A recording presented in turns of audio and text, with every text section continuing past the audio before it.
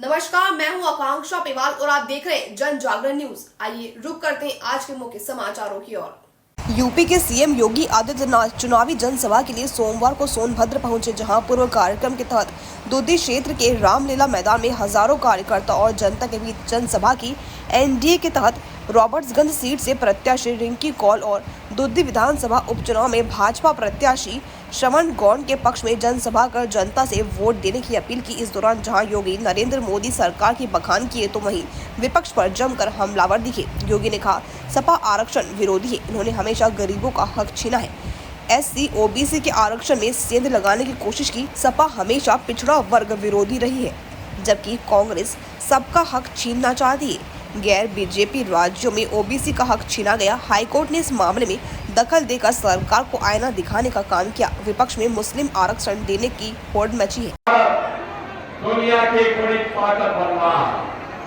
भारत की इस ताकत का ही परिणाम है कि आज दुनिया भारत के सामने नतमस्तक है। दुनिया के अंदर हमारा सम्मान बढ़ा है। देश की सीमाएं सुरक्षित हुई है। आतंकवाद और नक्सलवाद समाप्त हुआ है। बहनों और भाइयों, याद करिए, पहले आतंकी वारदात होती थी, जगह जगह विस्फोट होते थे, निर्दोष लोग मारे जाते थे, सेना के जवान शहीद होते थे। बहनों और भाइयों, आज आतंकवाद और नक्सलवाद समाप्त हुआ है।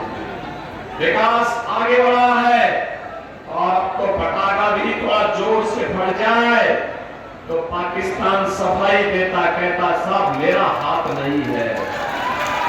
जितने भी गरीब होंगे उनको एक एक आवास अगले 5 वर्ष के अंदर बनकर के तैयार उनको मिल जाएगा। और हमने तो पहले ही शुरुआत कर दी। जितने बड़े माफिया थे उनके संपत्ति को वापस ले रहे हैं, माफिया को मिट्टी न गिरा रहे हैं और उनके पास गरीबों की संपत्ति को कब्जा किया गया है। और संपत्ति पर आज गरीबों के लिए आवास बन रहे हैं, हाई राइज बिल्डिंग बन रही है और एक एक फ्लैट हम गरीबों को आवंटित करने का काम कर रहे हैं।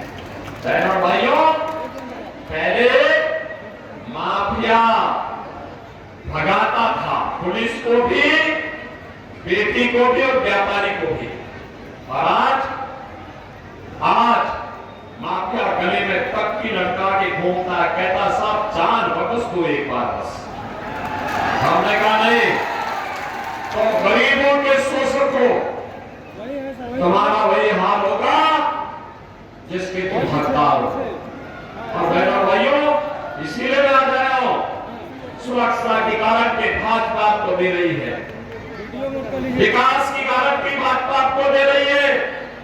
याद करिए, पहले माफिया हावी होते थे, जंगल माफिया, भू माफिया, खनन माफिया, लकड़ी माफिया, सैंड माफिया, पशु माफिया, ये हावी होकर के आपके संसाधनों पर जबरन कब्जा करते थे।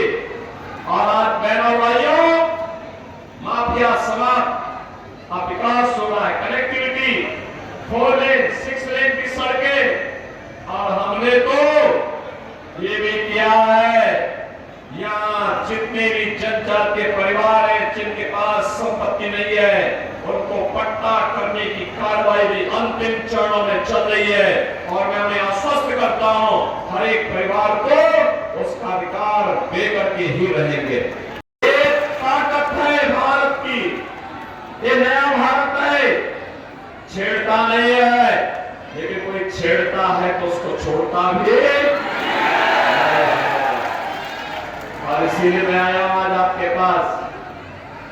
आप सोचो, समाजवादी पार्टी की सरकार के समय गरीब जनजातीय समाज, अनुसूचित जाति के लोग भूख से मरते थे, भूख से तड़पते थे, किसान आत्महत्या करता था, नौजवान प्लान करता था, नक्सलवाद जवान लोगों की संपत्ति पर कब्जा करता था, दबंग और माफिया प्रवृत्ति के लोग आपके संसाधनों पर कब्जा करते करते थे, लेकिन आज 80 करोड़ लोगों को मोदी जी के नेतृत्व में फ्री में राशन, 60 करोड़ लोगों को मोदी जी के नेतृत्व में 5 लाख रुपए प्रतिवर्ष स्वास्थ्य बीमा उपलब्ध कराया जा रहा है, फ्री में उपचार की व्यवस्था, 12 करोड़ किसानों को किसान सम्मान निधि, 12 करोड़ घरों को शौचालय का निर्माण, और हमने तो सोनभद्र के लिए विशेष व्यवस्था की है।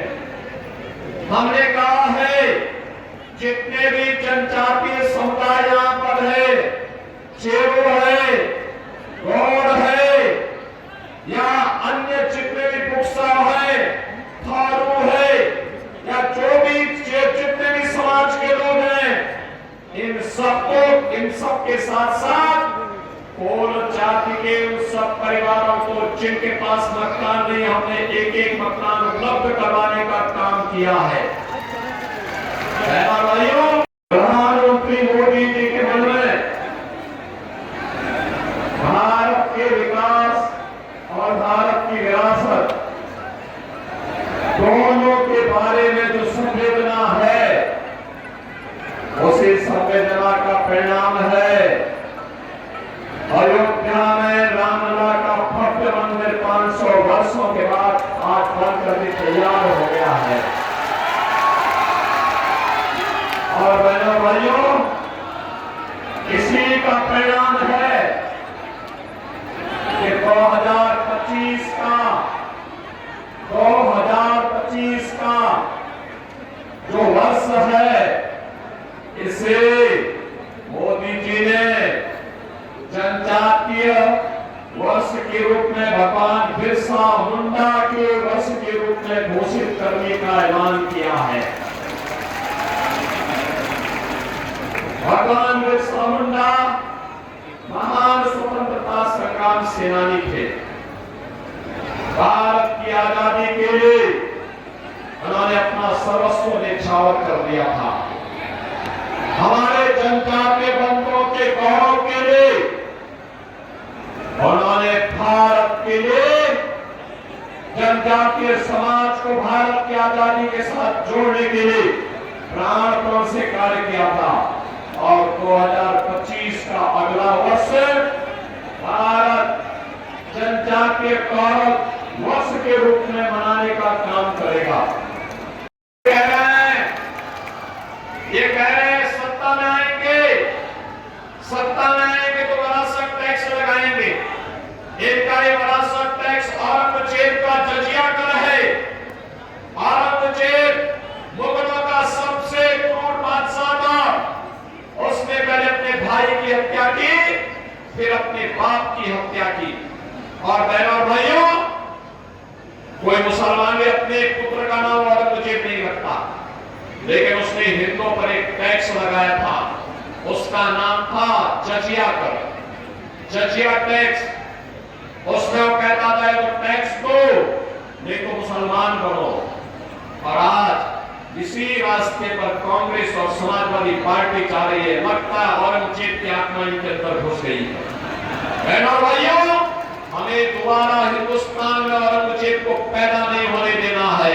आप सहमत हैं? औरंगजेब को पैदा होने देंगे? जो पुणे राम जन्मभूमि में मंदिर निर्माण को लेकर आपको प्राप्त हुआ है, सपा कांग्रेस को वोट देकर किसको पाप में मत बदलना। और इसीलिए मैं आया हूं कि लोकसभा के लिए श्रीमती रिंकी कौर और दुगती उपचुनाव के लिए श्री श्रवण कुमार गौर ये भारतीय जनता पार्टी और अपना दल के प्रत्याशी हैं। विजयी बना के भेजेंगे, दुगती समर्थन करेगा।